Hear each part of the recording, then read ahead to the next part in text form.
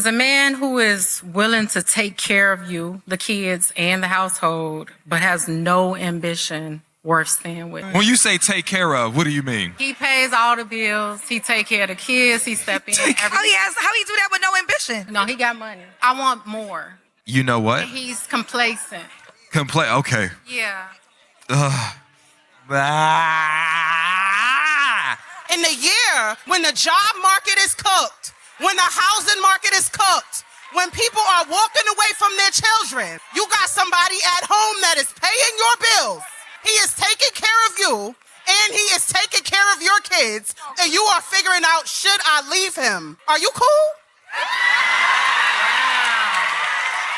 Unfortunately, for a lot of men, there are so many women telling them you have to be more ambitious. And it's because they want the ambition to look like what they want it to look like.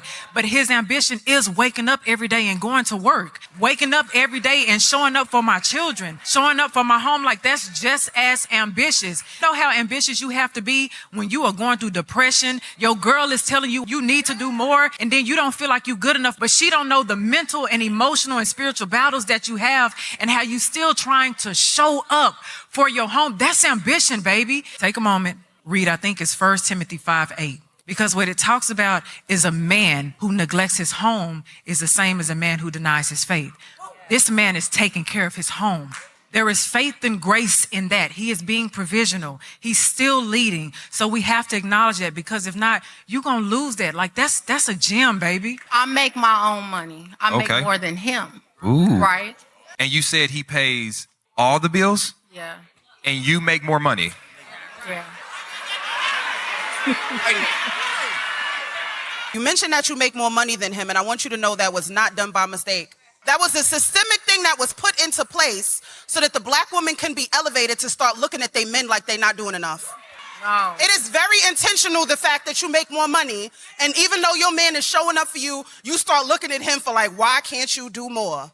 The fact that this man is covering the bills, even though he knows you make more, let me tell you what he's doing. This man is willing to maybe put things on pause so that you can elevate.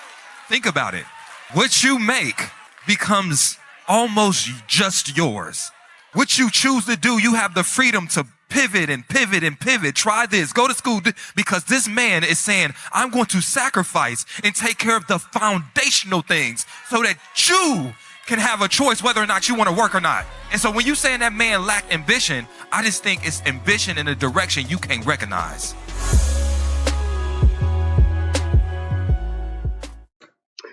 So most Christians will say that Eve fell in the Garden of Eden because she didn't believe God, or she was disobedient to God's commandment not to partake of the tree of the knowledge of good and evil. Yes, that's all true.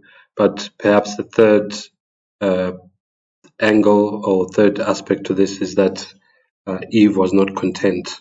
Though she was in paradise, and everything she needed and everything she wanted was there for her, she still wasn't content. And maybe let me just start by sharing with you this text here, First Timothy 2:14. And Adam was not deceived, okay, but the woman being deceived was in the transgression. Adam partook of the fruit because he loved his wife more than he loved God. Because if he had simply obeyed what God said, perhaps God would have provided him with another wife, a better wife than Eve. Because God, when things go wrong, sometimes God can make them, when God makes them right, he actually sometimes makes them better than they were before. For instance, when God is going to destroy this earth, he's going to recreate it and actually make it better than it was at the beginning. I just thought that was an interesting text to read, because we see here that Adam was not deceived. Why? Because Adam was content, but the woman was deceived because she wasn't content. So let me just look up some verses that have to do with being content or not being content. I think there are two main ones that I want to share with you. So here, Hebrews 13 verse 5, let your conversation be without covetousness.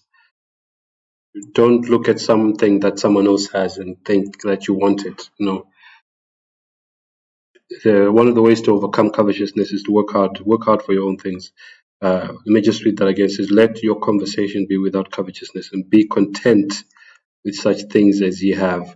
For he had said, I will never leave thee nor forsake thee. Of course, the he mentioned here is God, okay? He said he's always going to provide, so you shouldn't worry about it. Be content with what you have. Also, 1 Timothy 6 verse 8, and having food and raiment, let us be therewith content. So one of my brothers once said to me, so does this mean that we shouldn't work to obtain more things, more material things? This is not what this is saying. It's saying if you find yourself in a situation where all you have is food and raiment, when he says raiment, it means clothes. For instance, if there comes a time of trouble or there's strife in the country where you are, if you find yourself with food and clothing only and everything else has been lost, you should be content. Or even if your house burns down and you lose everything, if you've got food and clothing, you should be content, okay?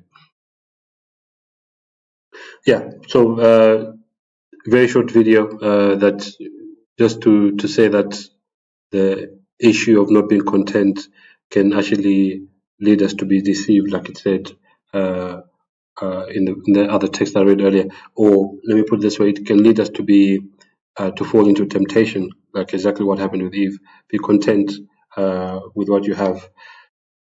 Thanks for watching the video, and I'll see you in the next one.